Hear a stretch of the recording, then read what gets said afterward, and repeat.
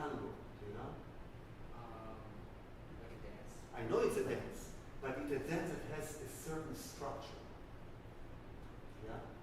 And the structure, or let's call it, if I would add a word to a tango, it would be forbidden dance. It's a forbidden dance. It's a dance that you're not supposed to dance. Yeah, it's very. Have you ever seen on YouTube two people dance tango? Yeah. How does it look like? Wild or with dignity? I think there's dignity. Yeah, there's dignity to it. A lot of dignity, a lot of rules to a tango. So imagine. Yeah, how old are you? 14. Okay, so. But imagine that you're much older. Okay. And you're married.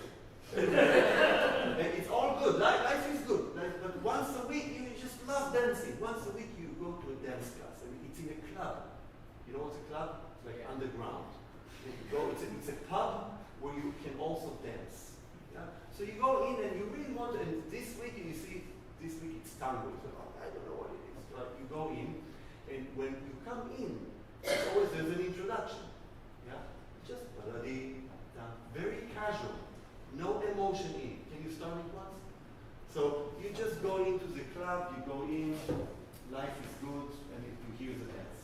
Just like Yeah. But don't be involved too much.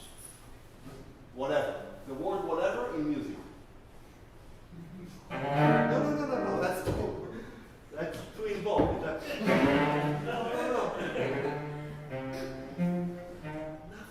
Nothing.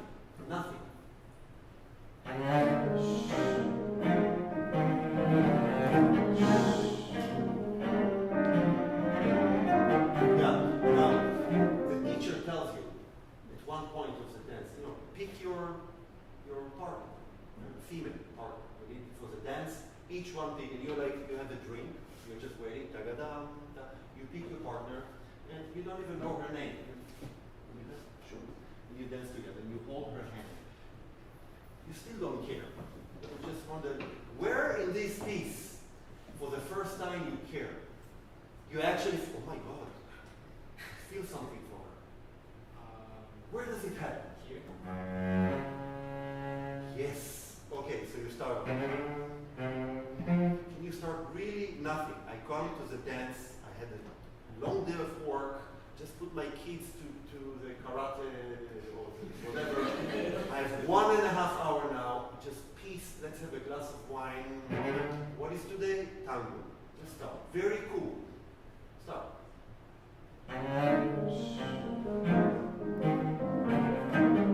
And while you're playing, the teacher says, put your glass away, find your mate for the dance.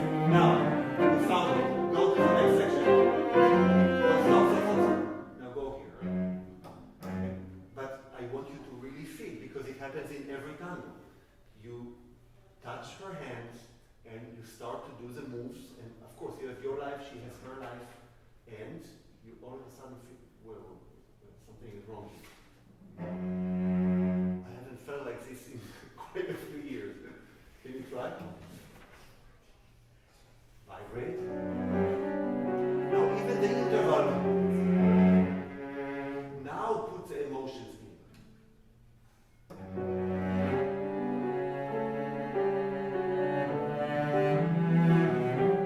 Yeah, and every interval has much more emotion. When you go up on the G string, much more. Yeah, try once.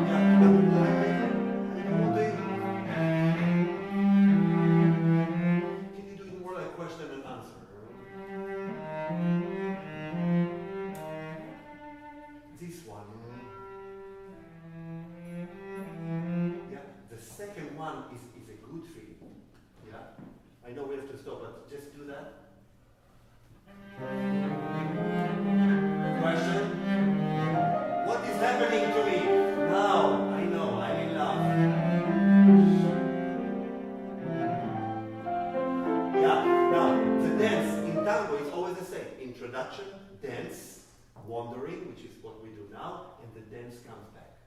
And what do you say when the dance comes back? When I just stopped you, when you did the run through. When the actual dance comes back. What do you feel? Yeah. What is the difference between the first time when you do the dance, casual, just the steps, and the second time, the forbidden one? It's like happy, but It's happy and screw life. yeah. I'm going for it. So when you come back to it, you just throw everything away in your life. Forget about my kids, my everything. I'm enough. That's the dance. Now do the recap. Yeah. Now it's completely different. Go. You'll find it.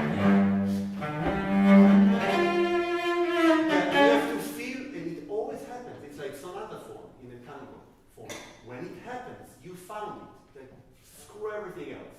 I'm now going for it with this lady. You don't even know her name, I think. Just feel it. You go for it. Go.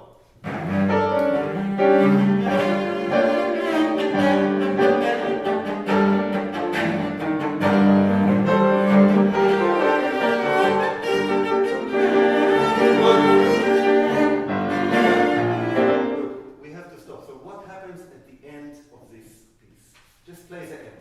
Dig it in, yeah.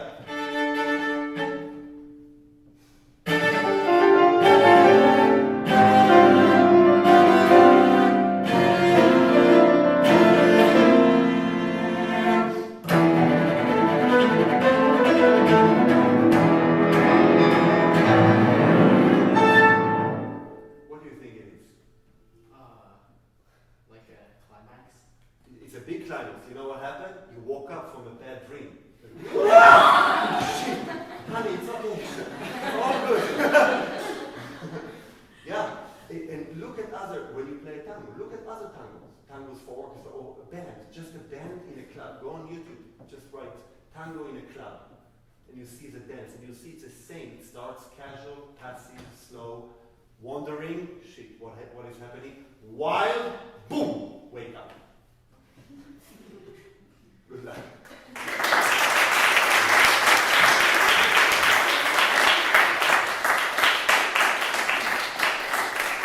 What I think can help you, and again, I sit next to you, so I don't know how it sounds there, and I don't know how it will sound if it will be a big hall. You're very young, and I think in the future you will be lucky to play in big halls with not 20 people, but 2,000 people. And the main issue I would like to talk to you about is sound production. And even from here, when the piano is closed and it's not even 9 foot, there are so many places where it's hard for me to hear you, to hear clearly what you want to say. And there are 2 reasons for that, I think. First of all is the way you sit. I don't know if you're aware of it, but you are expressing your emotions with your feet. You're like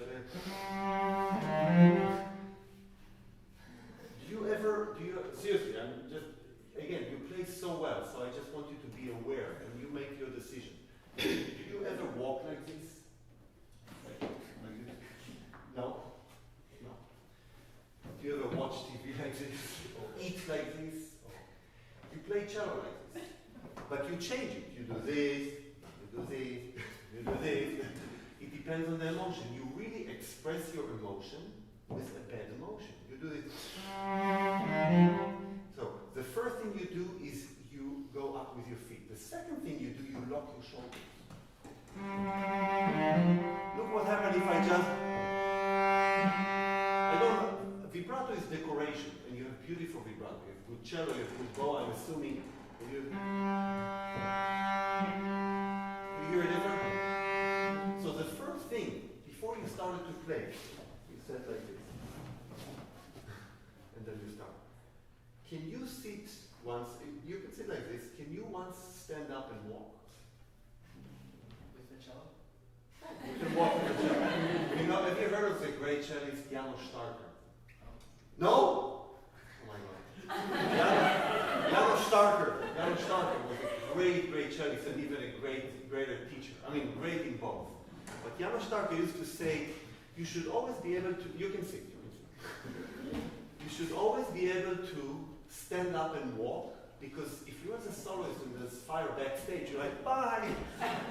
But what he meant is that you can be in a productive mode. See, when you sit with the cello like this, you're in a receptive mode. So you're not using what's the most important aspect of sound, which is gravity. You never gravitate towards the cello. You let the cello come to you. So the sitting like this means in order for you to become human and productive, you have to do one motion, which is this. That's what you did in order to stand up. You brought your feet back and you could put your weight forward. So I want to do with you something first. Put your cello away and hold it like this. Now put it on the side. Not use the cello. Yes. Now we're going to do something I call a grandma rocking chair. You know, sometimes grandma sits on the deck outside on a rocking chair. They're drinking juice in the summer, you know. So let's do a rocking chair. The two of us. You can join us if you want. We're going to move the weight from the feet to the back of your butt. Yeah? And every time you do it, feel that you put more weight on your feet until there's a second that you feel your butt is leaving the chair. You can put the weight back on the feet, and then in 1 second you feel like, okay, I can stand up. Like easily. Good. Great. Now don't look down. Close your eyes. Imagine that your feet is parallel to your shoulders. Good. Now can you feel 100% the weight going on your feet, back, forward and backwards. So you feel the back of your feet and forward. Great. Now, put the cello forward, not yet between your legs. Sit down. Don't move your feet. Sit down. Sit down. Now, I want you to open, not the feet, not the feet, but the knee, the left knee a little bit. Good. And now, try to create a triangle between the ending, your left knee, and your heart. And try to place the cello in that triangle. Good. Now, if it's too narrow, put your feet a little bit out. Yes, that's it. Now, can you feel that you can push your weight forward to the end pin, left to your knee, yeah, and hug your cello to your heart. Good. Now, hold the cello like this. Stand up. Good. Can you play now? On any note you want to play, I want to see if you can stand up.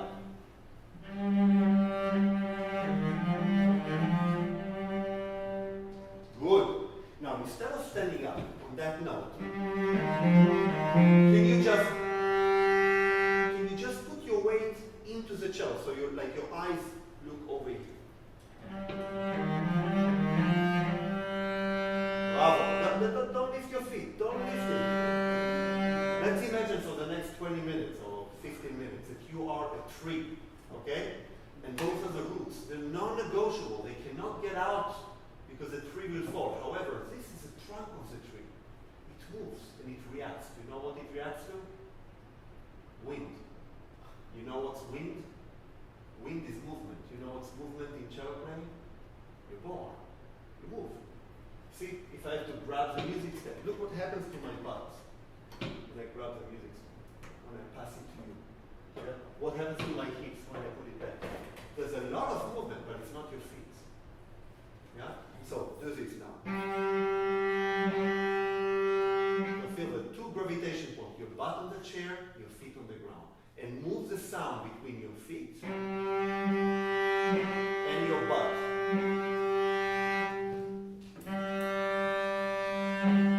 Bravo. The next point, that's really good, on your shoulders. Do you ever talk like this? Do you eat like this? Do you talk on the phone like this? Do you write emails like this? No. See, the shoulder is a bone, circular bone, inside a socket, yeah, that is covered with muscles. If you block it, if you block your shoulder, you block your sound. Do you know what's a pendulum? Yeah? Pendulum. What's the beauty about pendulum is that the top of it is relaxed and it moves like 1 millimeter. But the bottom of it, if it's relaxed, moves a lot. The cello pendulum are your shoulders. If your shoulder is locked, you can play, but I call it foo-foo sound. Yeah? So after we have gravity, if you express it with your shoulder,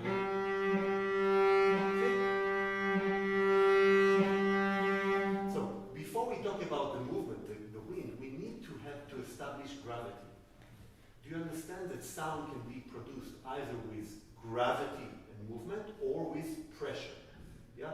You have very beautiful decoration. You decorate it beautifully, but you create it wrongly, which is, I'm exaggerating, yeah. So if you can have the sense of gravity and then how to move it, it will be so much better. Yeah? So the first thing is establishing the gravity to the ground. The second thing, I want to see that at least your bow arm shoulder is a pendulum. Can you move the sound? Just play a note, it could be that G. Yeah, but instead of moving it here, move your shoulder in and out, like creating a smiling face movement. Yeah! Now while you're doing it, can you melt on the chair with your butt instead of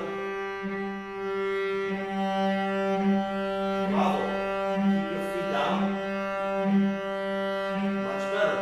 Now, this sound can be decorated. You can.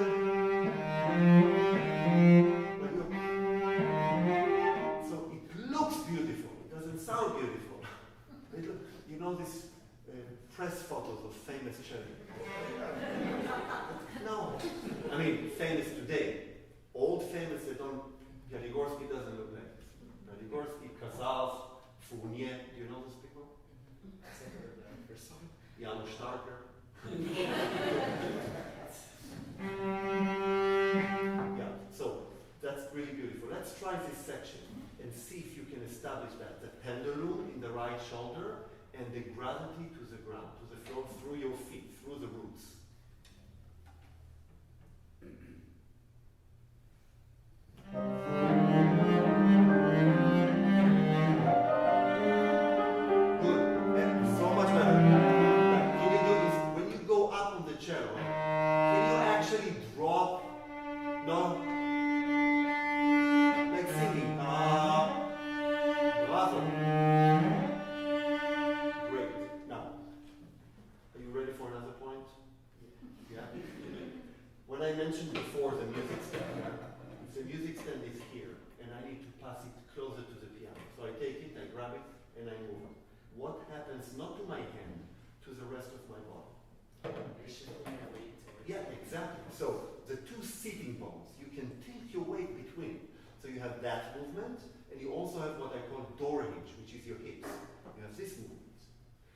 So when you play on the cello, this hand must go up and down. Yeah, it has to go here, has to come back, has to go here, has to come. This hand has to go up, has to go down. Like if I take a glass of water, I put it on the table.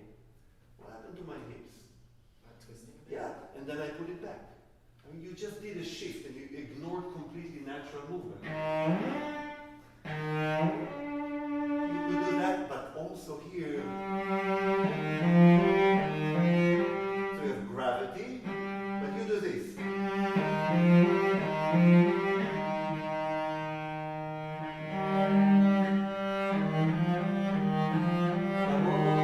Don't lock your pendulum. Look. No. Activate the pendulum and then react with the trunk of the tree. Now when I shift, I move my body. I help my hand. Same as I would do when I put the glass on the table. Try. Now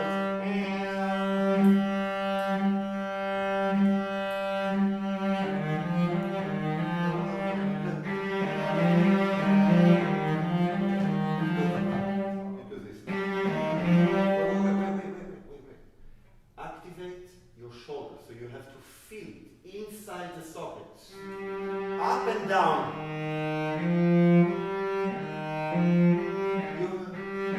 You hear the difference? Now, I can pay more for a better cello, or better string, or better bow, or better whatever. The creation is wrong. I can cover it with vibrato. I can cover it with nice space. But the so the kick of the movement starts here. Try. Bravo. That's it. Now, react to the chair. What do you think?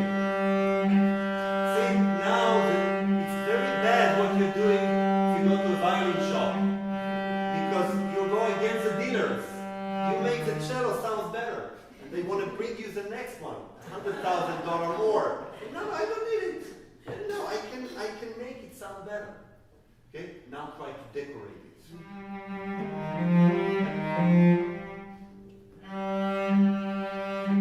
No, your roots are going up.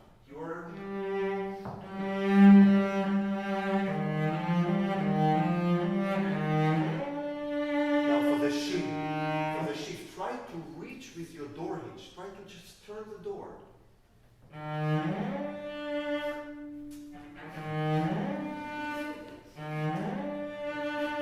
Not with the roots. That's why ballroom students have to take voice lessons.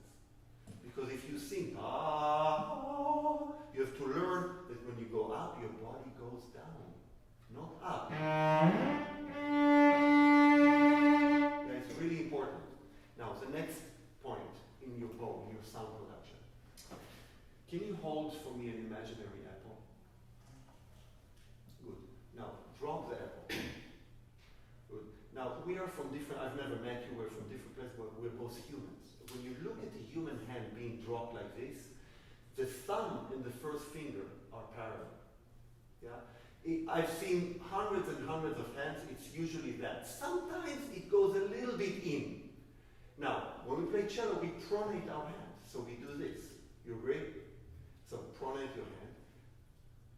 Pronation, yeah. So we tilt the weight towards the first finger. Now when we do that, in many cases, the thumb will go deeper inside. Maybe in between 1 and 2, if I can generalize humankind, yeah? Some people will be still 1, some people really to the 2. Nobody in the world, when you pronate your hand, goes to the fourth finger. I've never seen that. But I cannot tell you how many cellists, including you, and you play so well. I heard you go to Curtis, great, wonderful. You still do this. Your thumb is completely tight when you play. Because your thumb is parallel, I'm not kidding, your thumb is actually parallel to your fourth and fifth finger. That's how you play. Now that creates a lot of tension in the most important finger, I think, of our, what I call cello tongue. How do we speak? We speak with the finger. Your fingers don't exist. So you play so well without a tongue. Can you say to me once, good morning? Good morning. Good. Now take your tongue and seriously concentrate, relax it, it's a muscle, and drop it to the bottom of your mouth. Now say good morning. Good morning. It doesn't work. That's how you play. You block your thumb, it's completely parallel to the fourth finger, and you play. Yeah? So you do so well within it. But if I add those three things, your roots, the pendulum, and your thumb, you make your life really, really, really hard. The problem with people like you is that you're so talented. So you cover it with playing so well.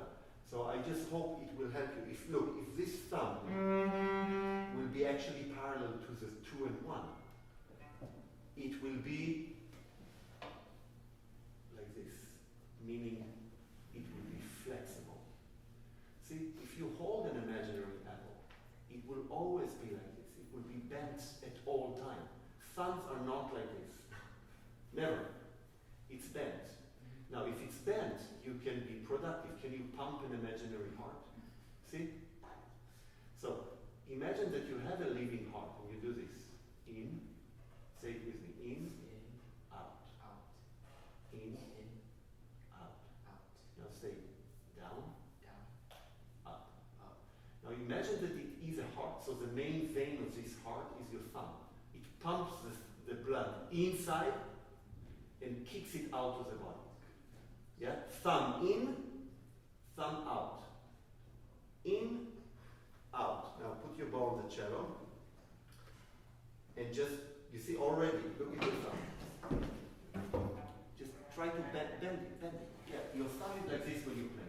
You can tell me, well, it's how I started, which is fine. But you cannot tell me it's human. That's not human. I mean, there are many ways of playing cello. There's one way to be human. Yeah, so I want you to be, oh yes. So it will be easier for you if your thumb would be closer to the ring, to the second finger. Exactly. Yeah. Now, when they are together, you can start pumping your thumb. Your thumb is locked with the fourth. Well, now pump your hand on the bow. Through your thumb. Through your thumb. Good. See, if you play. I know it sounds terrible. Can you do that once? Just move your cello tongue. So just pump your fingers. When you don't move your thumb. Your thumb is completely gone. It's not in the game. Yes! Now, if you add to the cello tongues, the cello lungs, which is your pendulum. So, now.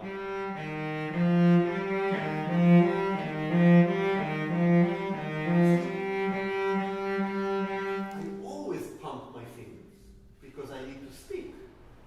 That's the last resort. This is the beginning, this is the end. If you block it, if you block your thumb, you make your life really, really hard. Yeah? So those three things, feet on the ground, pendulum, and your thumb, can really, really help you because the rest of it, you have everything. You have everything you need. But the production of the sound lacks a little bit.